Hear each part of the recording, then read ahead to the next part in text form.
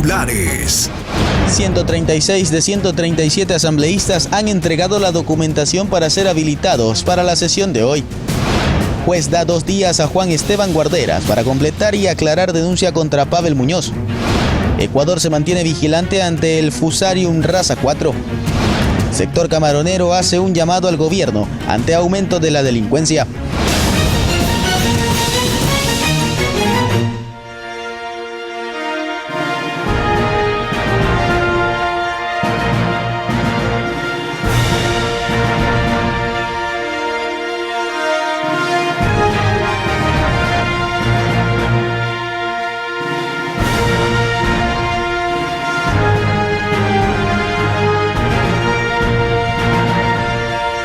¿Qué tal, amigos televidentes? Buenos días. Bienvenidos una vez a Noticias Oromar de las 7 de la mañana. Iniciamos contándoles que Agrocalidad confirmó que hay casos positivos de influenza aviar en Manabí. Pedro, buenos días. Hola, ¿qué tal, Katy? Y presten mucha atención porque el ARSA alertó sobre la falsificación y comercialización del medicamento vaporal inhalador. Aquí iniciamos. La Agencia Metropolitana de Tránsito en Quito anunció cierres viales en la ciudad por la sesión solemne de instalación de la Asamblea Nacional este viernes 17 de noviembre. Los puntos se ubican en los alrededores del Palacio Legislativo. Estos son los cierres dispuestos: Avenida 6 de Diciembre, Avenida Tarqui, Avenida Gran Colombia y Calle Piedrahíta, Avenida 12 de Octubre y Juan Montalvo, Avenida 6 de Diciembre y Piedrahíta, Calle Juan Montalvo y Calle Yaguachi, Calle Luis Felipe Borja y Calle Clemente Ponce. La AMT indicó que el operativo de tránsito se desarrollará desde las 6 de la mañana hasta las 12 del mediodía. La entidad de tránsito hace un pedido a la ciudadanía de tomar rutas alternas, planificar las salidas para llegar a tiempo y evitar la congestión vehicular.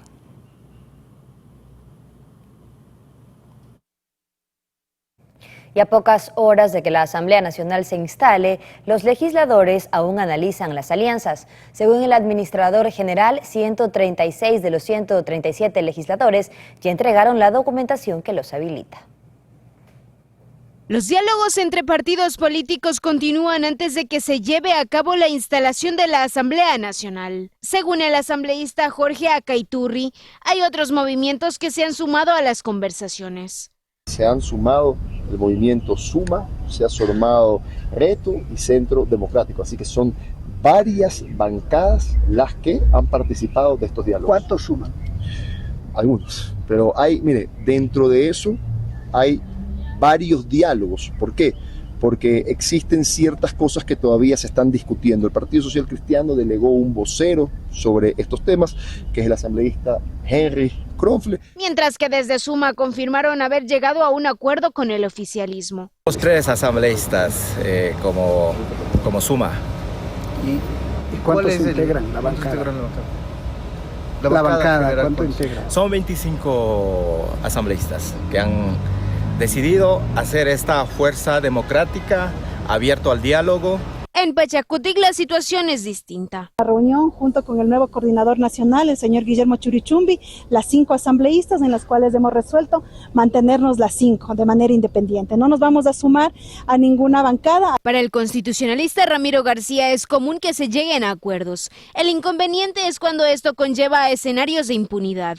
Además, cuestionó que el correísmo insiste en llevar a juicio político a la fiscal Diana Salazar. Tantos problemas en lo económico, problemas de inseguridad ciudadana, problemas de institucionalidad, problemas en la justicia, y la obsesión del correísmo es sacar a la fiscal general. Esto, claro, la verdad, no. Están priorizando una agenda básicamente de intereses de grupos de poder de la misma Asamblea Nacional. Ni siquiera.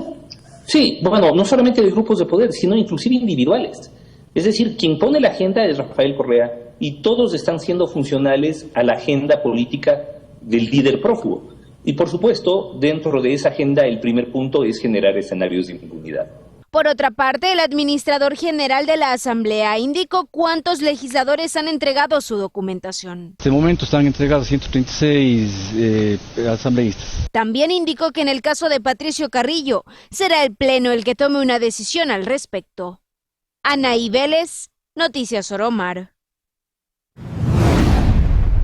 Ahora les contamos que el Tribunal de Garantías Penales con sede en Quitumbe, Pichincha, no se pronunció sobre la acción de protección con medidas cautelares presentada por el asambleísta nacional del Movimiento Construye, Patricio Carrillo, para poder posesionarse como tal en la sesión de instalación de la Asamblea Nacional prevista para el día de hoy a las 10 de la mañana.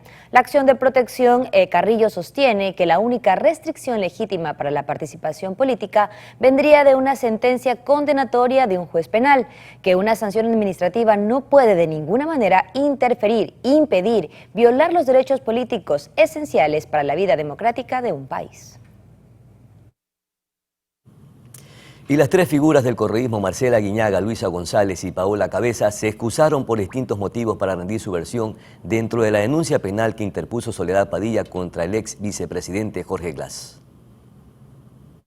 Marcela Guiñaga, Luisa González y Paola Cabezas, militantes de la Revolución Ciudadana, no acudieron este miércoles 15 de noviembre a la Fiscalía en Quito, donde habían sido citadas para que rindan su versión dentro de la denuncia penal por intimidación que puso Soledad Padilla contra el ex vicepresidente Jorge Glass. Dos de las figuras del correísmo habían sido convocadas para las 10 y 11 de la mañana, mientras que la otra al mediodía de este miércoles. Sin embargo, se excusaron por distintos motivos. Por su parte, González, ex candidata presidencial, no acudió porque tiene 13 días de reposo absoluto por disposición médica, así indicó su abogado. En el caso de Paola Cabezas, asambleísta electa, tampoco arribó por una dolencia y entregó un certificado médico que avala 3 días de reposo, desde el martes 14 hasta el jueves 16 de noviembre. Y Marcela Guiñaga, actual prefecta del Guayas, le solicitó a la Fiscalía que se le permita rendir su versión en forma telemática o en la ciudad de Guayaquil,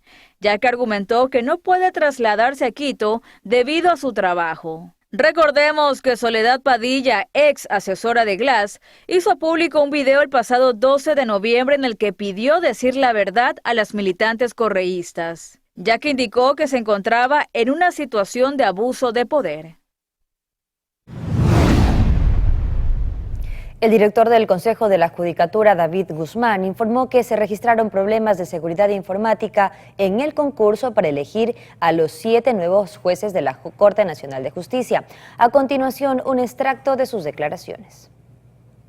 Informes, una incompatibilidad entre el sistema, entre el software y la seguridad informática del Consejo de la Judicatura, es decir, bloqueo de páginas, bloqueo de imágenes, entre otros sistemas de seguridad informática que son propios de la función. Jurisdicción General, que es la que lleva la parte técnica del concurso, va a poner en conocimiento del Pleno del Consejo de la Judicatura estas inconsistencias generadas desde el software y el sistema de seguridad informático, para que sea la máxima autoridad del Consejo, es decir, el Pleno del Consejo de la Judicatura, conforme a sus atribuciones y competencias, que decida sobre esta situación en particular al respecto del desarrollo de los exámenes de confianza, tomando en cuenta la normativa vigente. Esto es el artículo 37 del Código Orgánico de la Función Judicial, el artículo 100, numeral 11, y sobre todo la resolución 101/2023, dictada por el Consejo de la Judicatura.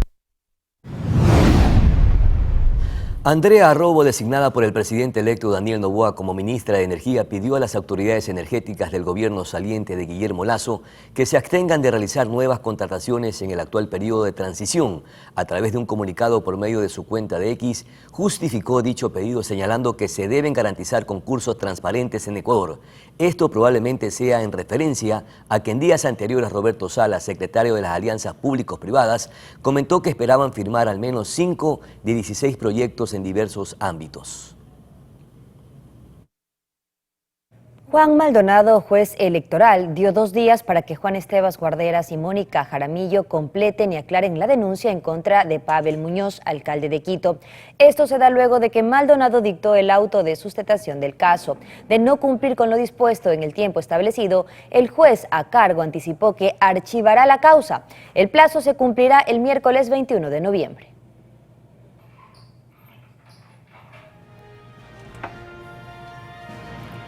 Amigos televidentes, Pedro, es momento de una pausa comercial, pero ya regresamos con más noticias en este día viernes, inicio de fin de semana. Y también estaremos conversando con el doctor Juan Falconi Puy, ex postulante de Contralor del concurso que impulsó el Consejo de Participación Ciudadana porque ha presentado un recurso de protección para impedir que la Asamblea Nacional posesione al ganador de este concurso. A la pausa publicitaria, ya regresamos.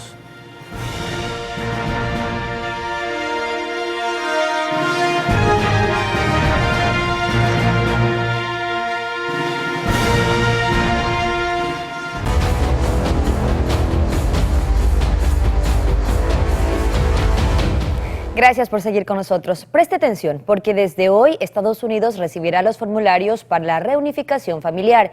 Lo deben enviar los familiares de ecuatorianos que están gestionando este beneficio mediante un permiso humanitario. Este trámite es parte del proceso que fue anunciado el pasado 18 de octubre por la administración de Joe Biden, con el fin de disminuir la migración irregular. Bajo este programa, los migrantes podrán permanecer en este país durante 3 años con un permiso de trabajo, mientras esperan obtener su residencia permanente legal. En otro tema, el alcalde de Quito, Pavel Muñoz, se reunió con el comandante de la policía para realizar un convenio que brinde seguridad a las instalaciones del metro. En vista de que la operación del Metro de Quito inicia el 1 de diciembre, continúan ultimando detalles como por ejemplo el tema de la seguridad. Para ello, el alcalde Pavel Muñoz mantuvo una reunión con el comandante de la policía del Distrito 9. Un convenio donde habrá una disponibilidad de hombres efectivos, hombres y mujeres efectivos de la Policía Nacional dedicados a el cuidado del metro, más el contingente nuestro en términos de agentes de control, en términos de los agentes ya del cuerpo de agentes, ¿no es cierto?, la Policía Metropolitana, como se la conoce comúnmente, para que cuiden la seguridad de quiteños y quiteñas. Para ello se desplegará un contingente de 240 policías que estarán desplegados en las inmediaciones de las paradas del metro, aunque este no es el único método de seguridad que se aplicará. 500 cámaras directamente bajo la operación y 200 más en exteriores. Todas estas evidentemente son fundamentales para tareas preventivas, ¿no? Se va a encontrar con el sistema más moderno de América Latina. Otro de los anuncios que se dio a conocer es que las ventas informales estarán prohibidas en las estaciones, así como en sus exteriores. Anaí Vélez, Noticias Oromar. Aún se desconoce el salario único básico unificado que regirá para este 2024. Hoy se realizará una reunión para debatir el tema.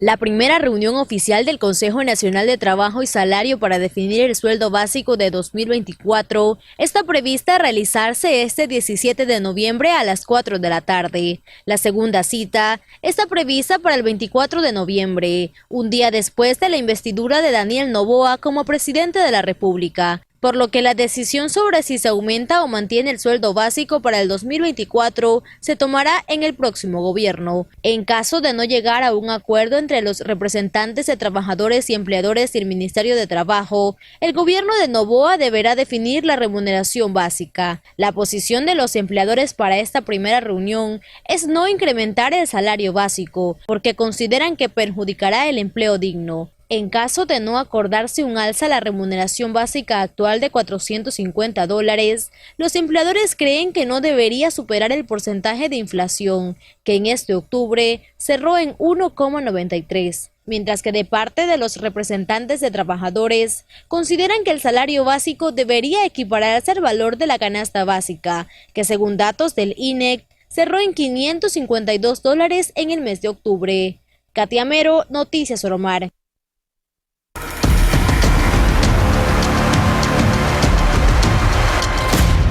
Y mucha atención, unas 30.000 familias podrían necesitar refugios temporales ante la llegada del fenómeno del Niño, mientras que más de 349.000 personas podrían requerir kits de asistencia humanitaria.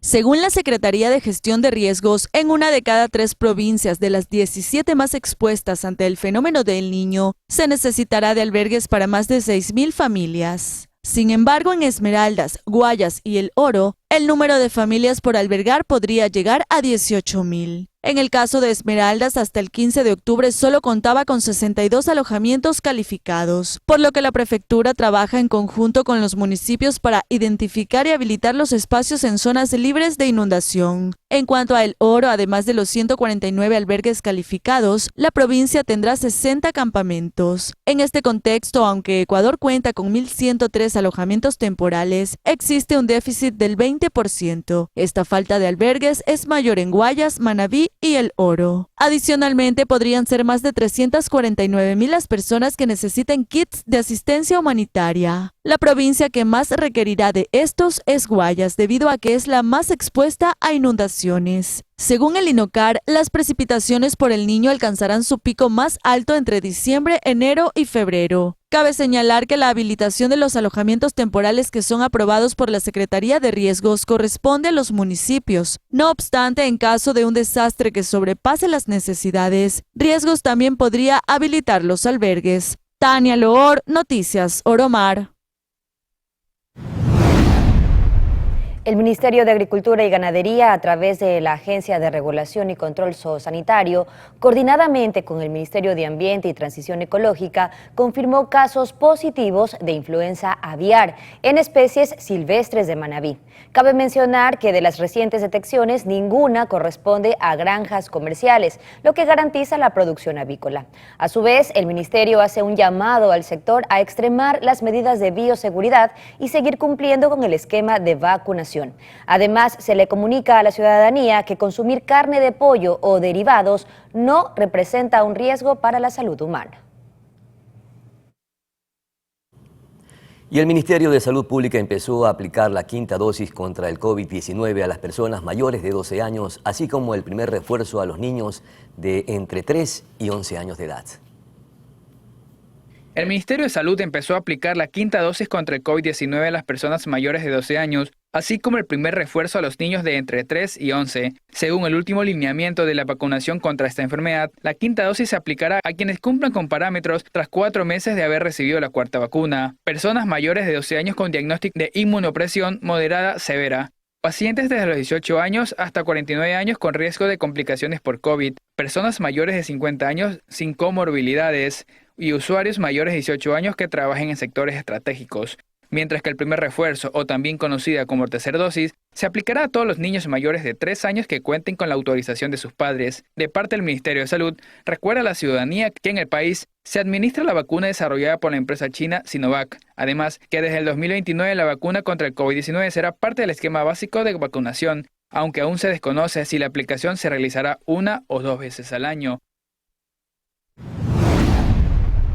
Les contamos ahora que las plantaciones bananeras ubicadas entre Colombia, Perú y Ecuador estarán bajo vigilancia activa en una lucha para erradicar el Fusarium 4. La iniciativa se anunció en un simposio que se desarrolló en la provincia de El Oro.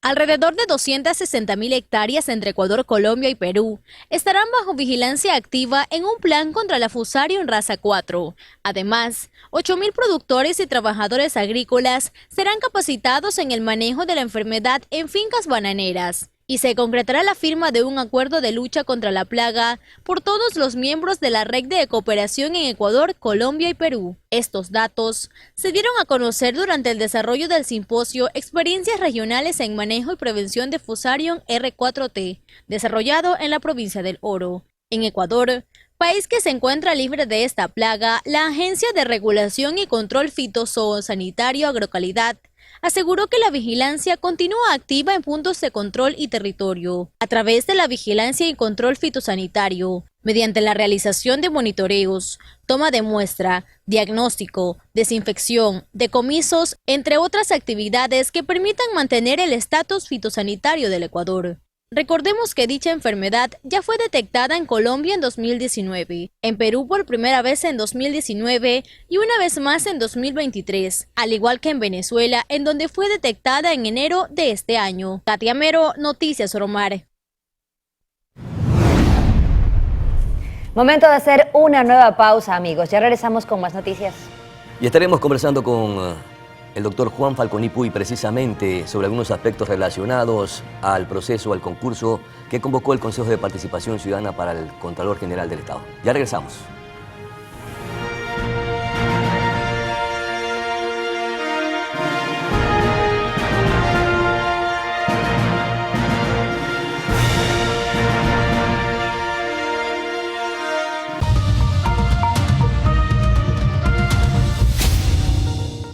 A esta hora de la mañana saludamos a nuestro invitado, el doctor Juan Falconi Puy, ex postulante a Contralor. Muchísimas gracias, mi querido doctor, por atender esta conversación con Noticias Oromar.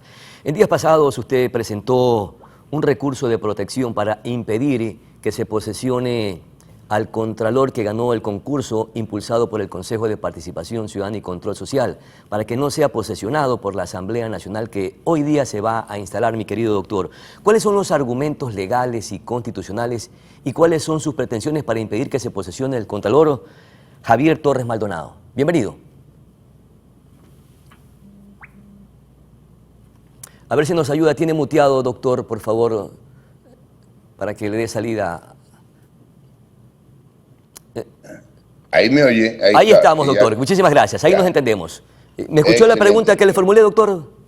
Sí, la oí perfectamente, no hay problema. Entonces respondamos, por favor. Sí, le estaba diciendo, empezaba a decirle que en realidad yo he planteado una acción de protección más que nada por la cantidad de fraudes que vienen haciendo en ese concurso a muchos postulantes, no solo a mí, pero a mí particularmente. Fraudes que vienen haciendo no necesariamente, que esa es una consecuencia, pero no es que para impedir que la meta no es impedir que se posesione quien aparentemente habría sido nombrado con todas estas violaciones y con toda esta desesperación, sino que se corrijan justamente esas violaciones.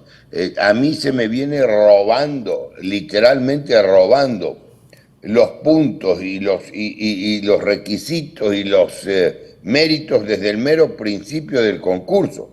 Porque a mí, primero, que esto hay que tenerlo presente porque pues no necesariamente está en la mente de todas las personas, de todos los ecuatorianos, empezando alterando la marcha normal del concurso.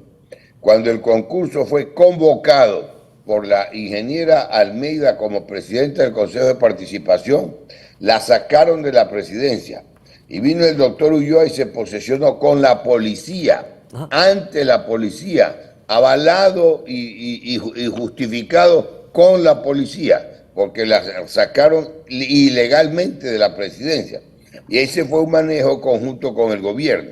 ¿Y por qué fue esto? Porque tan pronto asumió la presidencia con la policía el doctor Ulloa, cambiaron el reglamento, cambiaron los requisitos, cambiaron las reglas, ¿verdad? Doctor, ¿y por qué esta denuncia o este reclamo no lo hizo antes de que se cerrara el concurso y lo hizo en el momento pertinente? ¿Por qué esperó a que se cerrara el concurso? Es buena la pregunta para que quede esto claro, porque a mí al final de todos los horrores, todos los fraudes y todas las trampas que han hecho, cuando ya me alteraron las calificaciones, después de robarme los méritos, ahí es cuando yo podía hacerlo. Claro. No podía yo reclamar y plantear una acción protección por el fraude en las calificaciones que me han hecho. ¿Y cómo fundamenta usted que le alteraron las calificaciones? Déjeme, antes no podía hacer, perdóneme un momentito, termino la idea y viene con las preguntas que quiera, ¿no? Entonces no podía, que esto quede claro, yo presentar una acción de protección sobre las calificaciones cuando no habían sido notificadas las calificaciones, ¿me explico? Claro. Entonces tan pronto se notificaron, se negaron las recalificaciones. Pero es que, doctor, pero es que ahí tengo que interrumpirle porque recuerde usted que ahí se generó alguna suspicacia por el mismo secretario del proceso que ocultó la información de las calificaciones. Probablemente quisieron hasta manipular el proceso de la información y entregar las calificaciones, o se pretendía algo detrás de aquello. Exacto, usted lo está señalando, pero hay una equivocación. ¿Pero para favorecer a quién? ¿O a quiénes? No fue manipulación para favorecer a otras personas, no fue manipulación del secretario, todo lo contrario. El secretario de la comisión denunció las irregularidades, que el día 30 de septiembre por la tarde se fue el sistema, que hubo inconsistencias, que hubo trampas, que se fue la luz. Qué coincidencia, él tenía las calificaciones y no las notificó. En todo caso, usted dice, doctor... No las tenía y no podía... Pero perdóneme un ratito, perdóneme un ratito, Pedro. Esto hay que ser categórico y claro. Es que hay algunas suspicacias que quedaron todavía sin que se puedan argumentar, doctor. No, perdóneme un ratito, es que no es así, usted está cambiando los hechos. La suspicacia no era tal. Categóricamente el secretario anotó y destacó las irregularidades. ¿De qué suspicacia hablamos? Anotó y destacó por escrito las irregularidades. Al no notificar a tiempo las calificaciones a cada uno de los postulantes, doctor. En todo caso, doctor, para seguir avanzando con la conversación, usted dice que no tiene la pretensión y el interés de que no se postule el ganador del concurso como contralor y que la Asamblea Nacional lo posesione, sino más bien que se hagan algunas consideraciones, algunas revisiones. Sin embargo, usted está solicitando que el concurso vuelva a la fase de admisibilidad y verificación de los documentos. Está equivocado. ¿De dónde saca eso? De ninguna manera. De ninguna manera. Yo estoy solicitando que se revisen mis recalificaciones nada más. Claro que fueron admitidos ilegalmente quienes no habían reunido todos los requisitos y no cumplían con la sentencia del juez de Rumiñahui, que no hizo otra cosa que volver al reglamento original. Entonces, y ahí hay montones, algunos de los postulantes que no cumplieron los requisitos. Y eso ya fue ilegal, fue no cumplir con la sentencia, porque no se puede cumplir en una parte sí y en otra parte no. Y cuando ya se notifican las recalificaciones, yo inmediatamente empiezo a preparar y presento mi recurso. No podía, antes de que estén resueltas las recalificaciones, que no están motivadas, como manda la Constitución, la motivación, el que se diga por qué hechos se aplica al derecho, eso es la motivación. Y mientras no están así no van, y mientras no estaban notificadas las recalificaciones, no era adivino para poder presentar una acción de protección, ¿sí me explico? Entonces no es cuestión ni de suspicacias, porque lejos de haber suspicacias, todos los horrores y errores que se cometieron los denunció el propio secretario. Doctor. La desesperación de la Comisión Ciudadana lo llevó a hacer todas esas barbaridades. Doctor, a sesionar un día que no era hábil. Y con la revisión de las calificaciones y recalificaciones, ¿usted espera obtener un mejor puntaje que el ganador de este concurso? Yo con la revisión de las recalificaciones tiene que otorgarse el puntaje que corresponde. Y ahí hay que ver cuál está mayor. Y no solo a mí, repito, a muchos otros postulantes. ¿Y cree que legalmente? Porque el fraude, ese Chalco, presidente de la comisión, ha hecho gala de tomarle el pelo al país. Las sesiones públicas las convirtió en secretas para hacer todas las trampas. Y con un cinismo impresionante, en la última sesión ante el Consejo de Participación, dijo que sí, que las había hecho secretas porque los veedores, mire el nombre, veedores, hacían bullas y comentarios, si ese era el rol de ellos, las hizo secretas, les impidió el acceso a los veedores ciudadanos para que vean lo que estaba pasando, y a esos lo justificó, pero dijo que tenía las sesiones grabadas en su celular. Eso no es lo que dice la ley, sino sesiones públicas ante el público, porque esa es la garantía de que las cosas se estaban haciendo bien. Usted sabe que este proceso... Tan fue así, déjeme terminar, tan fue así que había una comisionada, Melissa Cabrera, que peleó durísimo para que le suban al supuesto mejor puntuado hasta aquí, que le suban los puntos absurdamente, y después la misma consejera Melissa Cabrera, que ya no la dejaban entrar a la comisión siendo comisionada, peleó durísimo para que le bajen los puntos que le habían subido, sosteniendo que había un error. Mi querido doctor, usted sabe que este proceso o este concurso tuvo algunos vicios, inclusive dilataciones, y ahí también recae la responsabilidad en el presidente del Consejo de Participación Ciudadana destituido, así que tampoco tiene que zafarlo de esa culpa. Doctor, ¿usted cree que tenga asidero este reclamo que usted está presentando para que se le pueda dar viabilidad? ¿Cree que sea acogido? Un ratito, Pedro, no puede pasar y dejar dicha una cosa que quede así como cierta si no es. Señale cuál es la responsabilidad que cae sobre él. No cae ninguna. A él lo sacaron justamente para poder hacer todas estas trafacías. Todo eso está coordinado. Porque la meta del gobierno y todos los asalariados de Isaías tenían que cortarme el paso a mí. Si me lo están cortando desde el principio, cambiaron el reglamento para cortarme el paso a mí. Después me falsificaron un documento en mi carpeta de méritos y mutilaron otro documento. O sea, pero hubo una famosa que circuló muchísimo una audiencia en la Comisión Ciudadana que intervine yo. Entonces, las cosas tienen que hacerse y señalarse objetivamente. Perfecto. No es aquí de imaginarse ni de presumir. Perfecto, mi querido doctor Juan Falconi Puy, muchísimas gracias. Yo creo que ya presentar todas estas cosas es denigrar a la institucionalidad.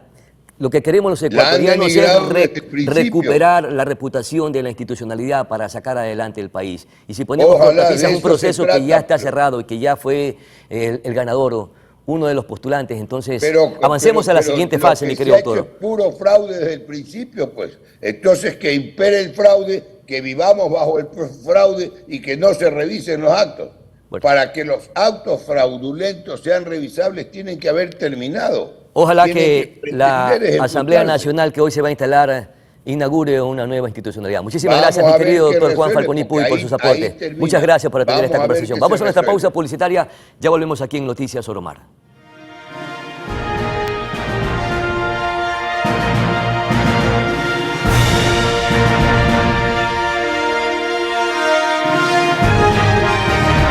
Con esta noticia estamos llegando a la parte final, Pedro, y también con otros anuncios importantes con lo que empezamos el día de hoy viernes, sobre todo que se anunció que el ministro de Gobierno será Humberto Plaza. El ministro de Vivienda, efectivamente, Humberto Plaza Argüello, y hoy también es la instalación de la Asamblea Nacional. Conocemos muy de cerca a Humberto Plaza, uno de los arquitectos ranqueados del país y una extraordinaria persona. Esperemos y aspiramos los ecuatorianos que reactive la construcción en el país. Con esta información estamos llegando a la parte final. Buenos días, felicidades, excelente fin de semana.